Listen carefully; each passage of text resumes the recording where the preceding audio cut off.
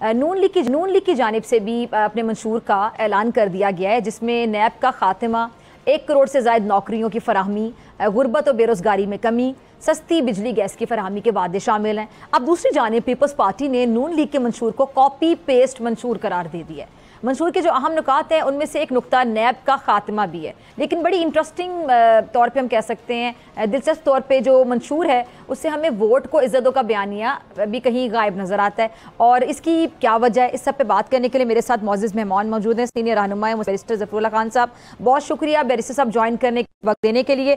Barrister साहब, ये मंशूर पेश कर दिया गया और बड़ी तनकीद हो रही थी खासतौर पे पीपल्स पार्टी की जानिब से कि आप लोग मंशूर भी पेश नहीं कर रहे, और वो जो जलसों का एक माहौल होता है, बड़ी देर के बाद इंतखाबी मुहिम शुरू की गई नून लीग की जानिब से। बहरहाल इंतखाबात से 11 दिन पहले ये मंशूर पेश कर दिया गया। इसमें तमाम पॉइंट्स हम पढ़ रहे थे, लेकिन इसमें वही जो बयानिया है नून लीग का जो शुरू से था उस पर बड़ी तनकीद हो रही कि क्या अब इस बयानिए से नून लीग दस्तबरदार हो गई है? बिल्कुल नहीं जी। पहली बात तो ये है कि तनकीद तो खैर बादशाही होती है।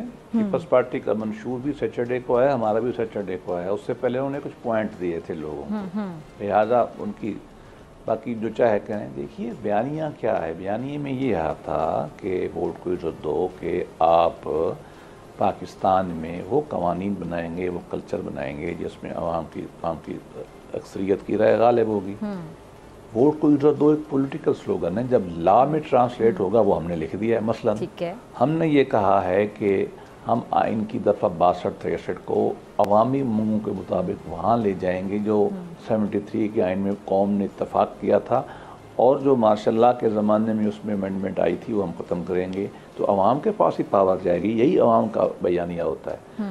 हमने ये कहा है कि हम अवाम के जो जज हैं उनकी अपॉइंटमेंट में भी अवाम की राय को बढ़ाएंगे, डेमोक्रेटिक कंट्रोल को बढ़ाएंगे।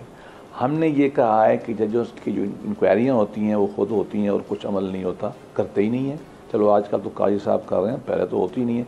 यहाँ पार्लियामान के हम रोल को लाएंगे। हम तो ये कह रहे हैं, हम ये कह रहे हैं कि अवाम पहली दफ़ा सबसे ज़्यादा डिटेल्ड हमने कहा है कि हम लोकल गवर्नमेंट का निज़ाम लाएंगे, आइन में तब्दीली करेंगे, सूबे के 30% पैसे लोकल गवर्नमेंट को देंगे, बेसिक एजुकेशन, हेल्थ, टूरिज़म जैसे बड़े बड़े महकमे हम लोकल गवर्नमेंट में शिफ्ट करेंगे। ये अवाम की एम्पावरमेंट यही तो है ना।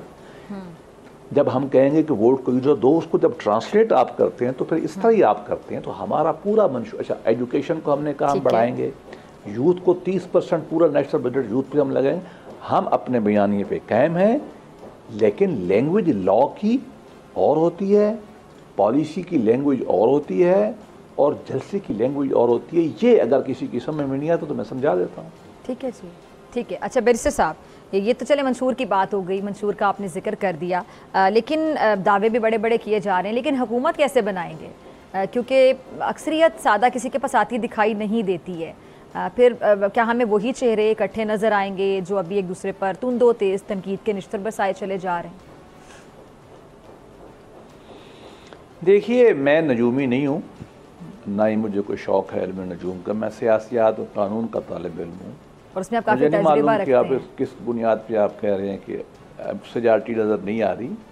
सब ग्राउंड रियलिटी पे जो चीज़ें रिपोर्ट हो रही हैं, अल्लाह करेगा हमें सिंपल मेजॉरिटी मिल जाएगी, अल्लाह करेगी उससे ज़्यादा मिलेगी। अगर नहीं बनेगी तो जिसको मिलेगी वो ले ले हुकूमत, हमें मिलेगी या हम कोलिशन बना सकेंगे तो हम गवर्नमेंट बना लेंगे। चेहरे अब नए तो आसमान से आ नहीं सकते, चेहरे यही रहते हैं। ये जो पॉलिटिकल प्रोपेगेंडे के तहत ये सब कॉन्सेप्ट बनाए गए हैं, ये सब गलत हैं। अवाम के नुमाइंदे यही हैं, अवाम का हक़ है। एक बंदे को 50 दफ़ा लाते हैं और एक को 1 दफ़ा लाते हैं या उसको रिजेक्ट कर देते हैं। हमें अवाम पे ट्रस्ट करना है, जिसको भी लाते हैं। मियाँ नवाज शरीफ ने जब मंशूर लॉन्च किया तो उन्होंने ये कहा था हमारी गवर्नमेंट आई तो ये करेंगे, और अगर हम अपोजिशन में हुए, मियाँ साहब के अल्फाज थे, मैं धरने फिर भी नहीं करूँगा और मैं जमहूरियत से चलाऊँगा मुल्क को, मैं अपोजिशन का किरदार अदा करूँगा। तो हम उम्मीद रखते हैं कि इलेक्शन जैसा आपने इंट्रो में कहा माहौल बन रहा है आहिस्ता आहिस्ता, और हम यकीन से तो नहीं कह सकते, अल्लाह मुस्तक़बिल जानता है, हमारी ख्वाहिश है। हमने कौम से अच्छे मंशूर का वादा किया, और मंशूर आइडियल्स ही होते हैं, मंशूर वादा ही होता है, मंशूर सुहानी होते हैं, ये कौम को दिखाए जाते हैं और उस पर उन पर अमल किया जाता है। और हमारा पहले भी ट्रैक रिकॉर्ड है, हमने 13 से लेकर 18 तक 12,000 मेगावाट बिजली दी थी। 54 बिलियन डॉलर के CPEC एग्रीमेंट किए थे, 46 बिलियन डॉलर मुल्क में आए थे।